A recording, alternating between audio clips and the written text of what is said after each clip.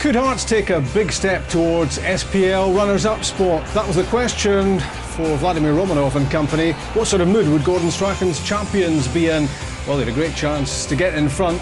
In the second minute, a miss by Stephen McManus. And 5 minutes later, he was on the mark at the other end. The wrong end for him, guiding home Paul Hartley's free kick. And that was 1-0 Hearts. Echoes of New Year's Day, with Hearts quick out of the blocks, a free kick, and some quick thinking from Paul Hartley. Celtic caught out and 2 down. Less than 10 minutes played. Gordon Strachan had something to say about that, and he probably had something to say about this as well, as Roman Bednar made it 3-0 in the second half, and that effectively was that. A joyous day for the Romanovs in the stand, and for Valdas Ivanauskas on the touchline. And look what it means to these Hearts players. They've come out on top in the big match, and they've taken an important step towards sealing second spot in the SPL. There is still work to be done, but there are 4 points ahead of Rangers, 2 games left, and they have that advantage in terms of goal difference as well. 14 better off. Paul Hartley, man of the match, and he's with Stephen Presley, the captain. They're talking to Scott Booth.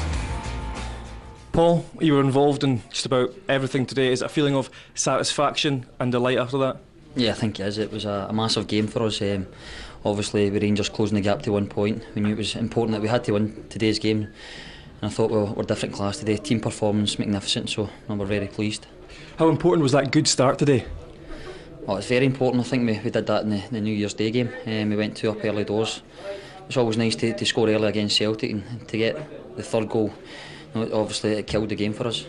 Talk us through that free kick. What was actually said between yourself and the referee? I've just asked him if I could take it quick, and he said yes. And I've just seen the goalkeeper try to line his wall up, and it's just one of the ones that's went in. Sometimes it doesn't get in, but today it did. And at 2-0, did you have visions of what happened last time in January? I think you always do that. We're going in at half time. A lot of the games this season we've not started the second half particularly well, but today we're really focused and really determined to win the game. Stephen, what struck me today was the high tempo in which Hearts played at. Yeah, and I think anyone that witnessed today's game certainly couldn't make any accusations against Celtic about lack of effort. I thought it was a first-class game of football, both teams going for it, plenty of blood and thunder, and a fantastic advertisement for the Scottish game. It was a tremendous game of football, and one that I thought we deserved to win in the end. Is the confidence that you'll now take out of that game enough to sustain you, do you think? I had plenty of confidence prior to this game. I made a statement that I felt we'd win the game. I think our home form this season has been fantastic, and we certainly managed to maintain that today. There was 4 more changes today, but the players showed once again just how professional they are to go out there and give that sort of performance, didn't they? Absolutely. I thought Ibrahim Tal, that played alongside me, did fantastic today. I thought he gave a very mature performance, and it's great to see because he's had to be very patient and wait his time, but he's a fantastic lad and we're delighted for him. And Paul, if any club wants you now, they're going to have to bump up the price, aren't they? Just by a couple of million. Why would you want to leave now that you've got a cup final chance? You've almost tied up that second place. Would you want to leave? No, I don't want to leave. It's important that we win on Wednesday. Everybody wants to play in the Champions League. We all want success here. We're already in a cup final, but the next stage for us is to play in the Champions League, and hopefully we can go and do it. Paul, you are the Bank of Scotland Premier League man of the match. Maybe Stephen will present you with the champagne. Well done, mate. Thank you, Skipper. Well done, lads. Thank you. Paul Hartley, man of the match, as selected by Mark Hateley. Ivan Player from Edinburgh picked him out, and you were right, and you'll get a signed Paul Hartley shirt coming your way. So 3-0 Hearts, and in a strong position now as regards finishing second in the SPL. Still maybe some twists and turns to go. It's Hibs Rangers Tuesday night, it's Hearts Aberdeen on Wednesday night, and of course it's Rangers against Hearts next Sunday at Ibrox. Will that still be a counter as regards who finishes second? Well, we'll soon find out. With me in the studio, Craig Burley, and the former Hearts head coach Graham Ricks here as well. I'm sure it's been a strange feeling for you all afternoon long, your first time back here since you were shown the door, but you must take a lot of pride in what happened there today because you played a big part. Well, that's very nice here, Rob. Yeah, it's disappointing not to actually be on the bench. Obviously I still wanted to be here, but I'm just really pleased that the boys have stuck together and are going to get something out of what has been a really fantastic season for them. It's been traumatic, but they've kept plugging away and it looks like they're going to get that Champions League place now. I'm delighted for them. How good were Celtic today, Craig?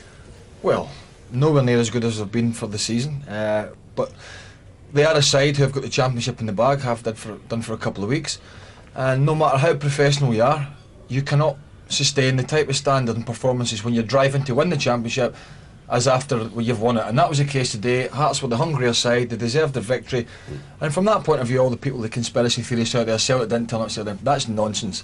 If Rangers don't get in the Champions League second place, it's because they haven't won enough matches, and this Hearts side today, under pressure, gave a performance that Stephen Presley and Paul Hartley and that were saying they were going to give. They're in pole position, it's in their hands, and if Rangers don't win at Hibs, Rob, on Tuesday, then it's all over for them, and that's a good position for Hearts to be in. Alex McLeish and his players will be disappointed, I'm sure, watching this today, but it's out of their hands now, but they've just got to keep driving on. But Hearts deserved the victory today, they were really good. Hearts had 2 goals in the first half. Celtic could have had 2 goals in the first half as well. Big chance inside 2 minutes for Stephen McManus, which really, Graham, he should have taken.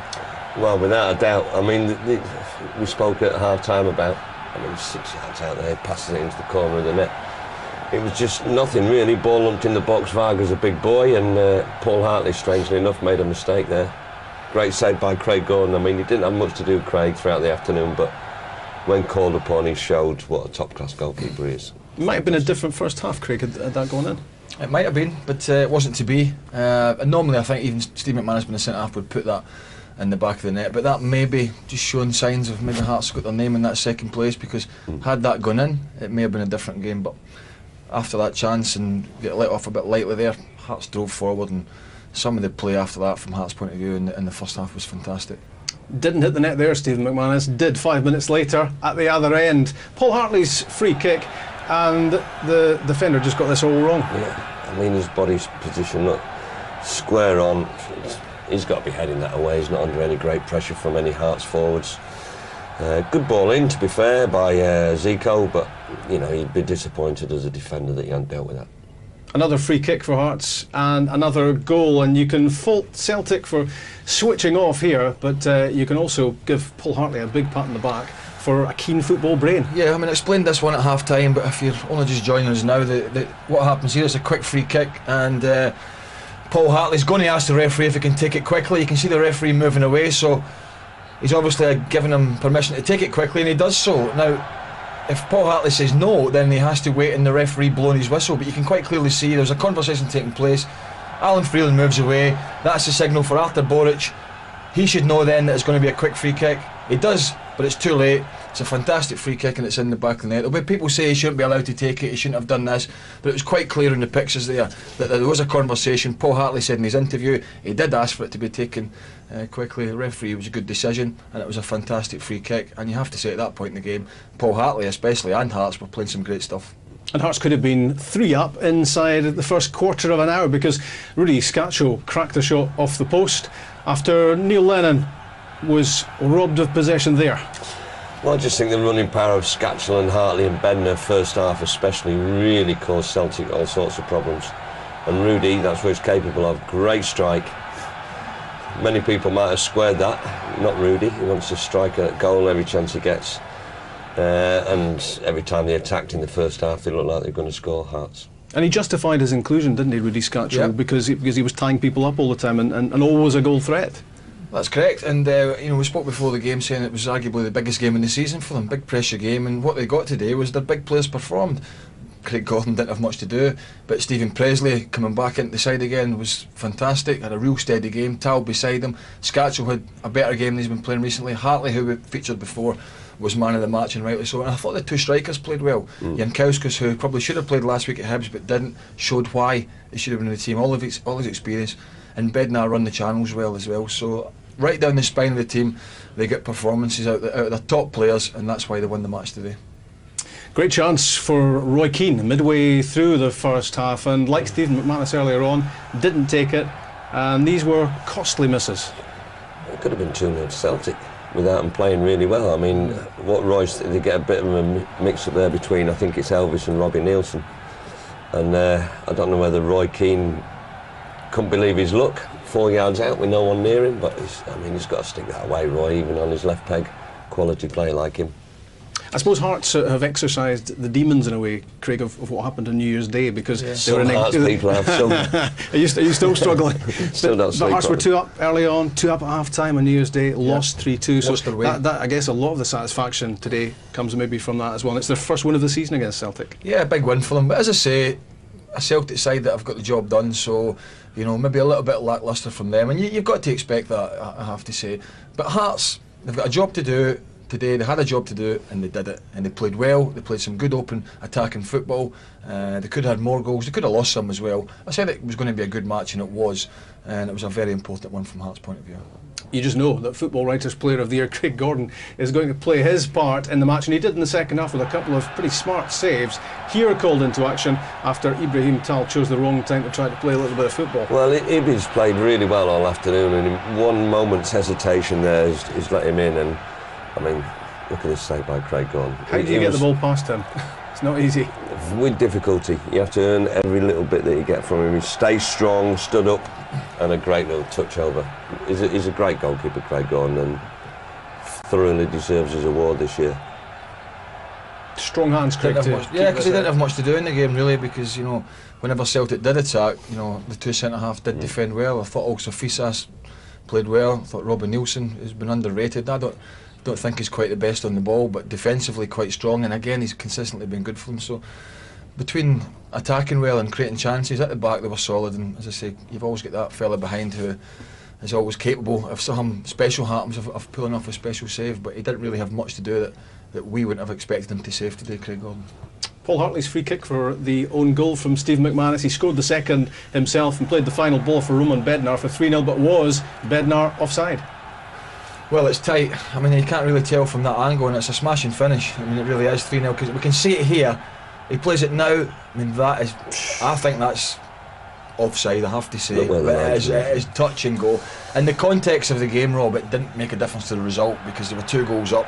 It was a third goal that killed it off, but it's a marginal decision, and from the angle we had there, which was absolutely spot on, and we froze it, he looked to be half a yard offside, but they got the benefit of the doubt, and it was a great finish. But if you don't get that third goal and it's still 2-0 and Celtic do get a goal back, all of a sudden you get the jitters, so to say it's insignificant decision is wrong, really.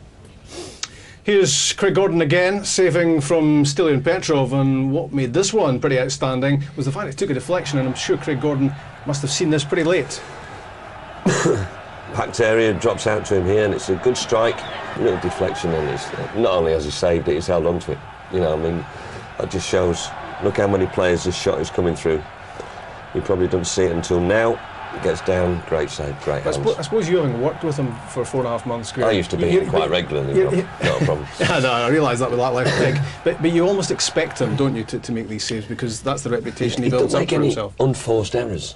Every goalkeeper drops one here and there or makes it. Craig doesn't seem to do it. He does the simple things really well and consistently, and when asked upon to produce a great save, he's there.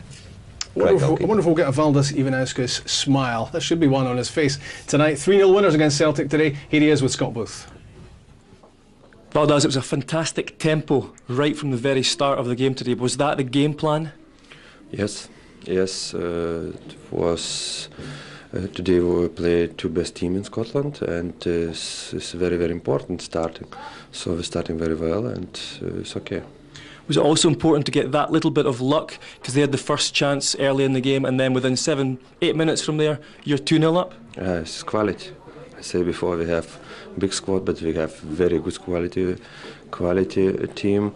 So, and if you saw Paul Hartley's free kicks, two free kicks to goal, if played to similar teams, it's very important, free kicks, corners, and today we have Paul.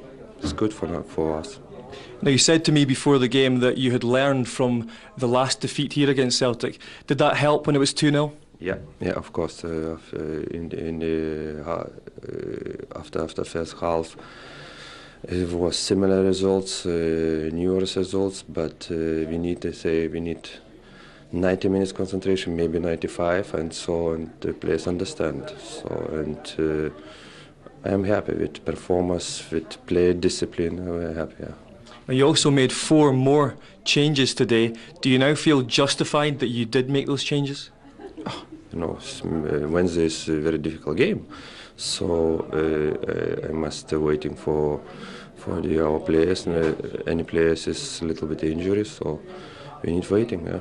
Do you expect now to go on and get that second spot? Of course.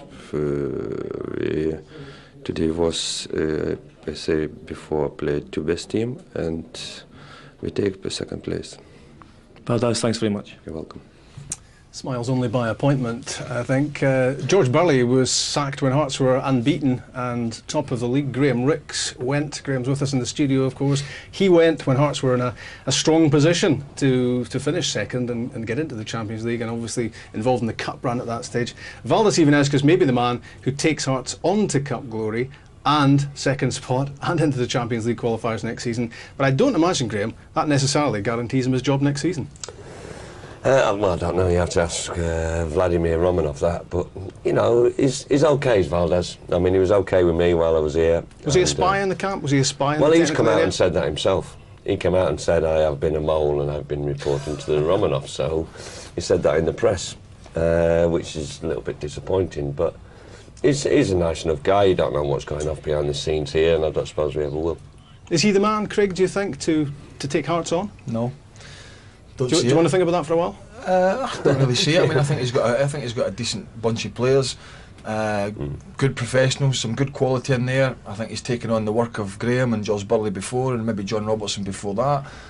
And I don't know what's going to happen. How long's a piece of string? So is he going to be the manager next year? Nobody knows. See this season out, see how they get on, and then take it from there, because you really don't know what Mr. Romanov's going to do. But you know, I think Graham's disappointed he's not seeing the season through to the cup final. He gets the chance, even us, to take it on, and the players so far are performing for him. It's important, isn't it, Graham, that Hearts don't switch off at this stage? I'm sure they won't. I don't think they will. But it's a big result today, but it doesn't mean anything if they lose to Aberdeen here Wednesday night. I don't think they will lose on Wednesday night, Rob. I think this was a massive game for them, not only as regards a victory in the 3 points, but psychologically, and I think they've got it in the bag now. I think the lads, strong characters, Hartley, Presley, Gordon, they're strong guys in the dressing room, and they won't let it slip now. We've heard from Paul Hartley, we've heard from Stephen Presley, we've heard from Valdas Ivanauskas, now Gordon Strachan with Scott. Gordon, what are your overall impressions after that game? Doing impressions, a very disappointed man at the moment. I said to the players before the game, I said this game's got to be decided on free kicks. And they made us, well, the first one I don't think was a free kick, so I'm being told, but there you go. It was free kicks, you know.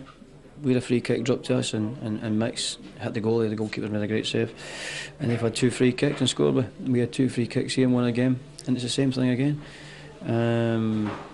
I just felt in one department specifically, you know, we had a problem. Summer football at the time was good. We made big player of the year, make some fantastic saves. We had good possession. Football was brave on the surface. It wasn't fantastic. It might look good, but it wasn't fantastic. So that was good, and we gave it a good shot. But I think on the day the better team won. Do you feel if you'd taken those early chances, it could have been different? It might have been. It might have been. You can never tell. But we, as I say, we had a couple of good chances in the first half. We just go like beat for about 6 yards, and we didn't take them. But that's not a problem. That's honest mistakes. We just felt that the power play of the day was too much for us at times. Did you also feel that the Paul Hartley free kick was allowed to be taken too quickly? I don't know. I really couldn't tell you. You need to ask the referee and Paul himself whether he got the permission to take it quickly, or he's asked for it and he didn't want it and he's taken it. So I've not got a real problem with that. It's clever, it's a good strike. Only the referee and Paul know. At 2-0, did you think about what happened here last time? Yeah, and to be fair, we actually played better football this time than the 2-0 at half time way back in January. So and I felt that Dion was giving a bit of problems. If we'd used Dion with more thought, then I think it would have been a problem as well. I think when the ball went to Dion, gave him some problems. Do you think that Hearts just wanted it that bit more today, Gordon? No, our players, no. I think it's simplifying to say that. I think our players wanted to win. But as I say, free kicks has been a big difference, and free kicks made a difference in the game here at January, and the free kicks have made a difference here again. Well, I know that you wanted to win because I heard you in the dressing room after the game.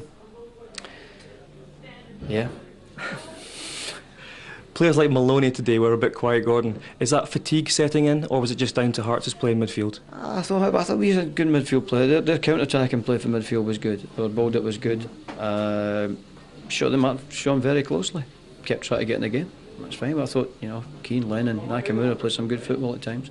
But Sean can't play great every game, but he's gave it his best shot. Now, after that performance today, if Petrov does leave, would you renew your interest in Paul Hartley? Oh, that's not the time to talk about other players. I'm just more worried about the players that are in there. But what I can assure the Celtic fans that we'll come back next year, a bigger, stronger, fitter, more experienced side, that's for sure. Well, he said you need to pay $2 million for him anyway. Who's that? Paul Hartley. Oh, see, right, okay, very good. That's good that doesn't rate himself. That's smashing. He's a great. But we've got players that are worth a few bob in there as well. But I think it's only fair that you don't talk about other players. You talk about the players at your club. Gordon, thanks very much. Thanks, Scott. Thank you. Celtic well beaten today, and Gordon Strachan knows it as well. The Celtic captain, Neil Lennon, is accusing Hearts midfielder Rudy Scatchell of spitting at him during the second half. We'll have a look at the incident that he's referring to, but there's really no video evidence of anything having happened here at all. But Neil Lennon apparently adamant. There's the angry response to what he says was spitting. We don't see it there. We can't see it, we didn't see it on the camera there. It's a bit of handbags, and then Neil Lennon suggesting that Scatchell spat at him. Now, if